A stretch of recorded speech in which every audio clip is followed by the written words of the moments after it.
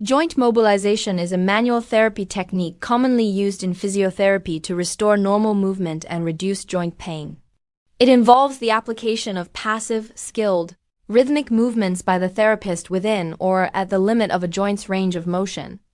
The technique is based on biomechanical and neurophysiological principles that help decrease pain, improve joint nutrition, and enhance mobility.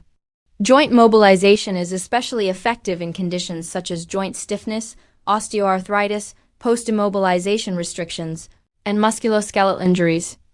Mobilizations are performed in graded oscillations, ranging from small amplitude movements for pain relief to larger movements for increasing range of motion. By stimulating joint mechanoreceptors, this technique helps inhibit pain signals and improve proprioception. Joint mobilization is a safe, non-invasive approach when applied correctly and tailored to the patient's condition. It plays an important role in improving functional movement, promoting healing, and supporting overall joint health.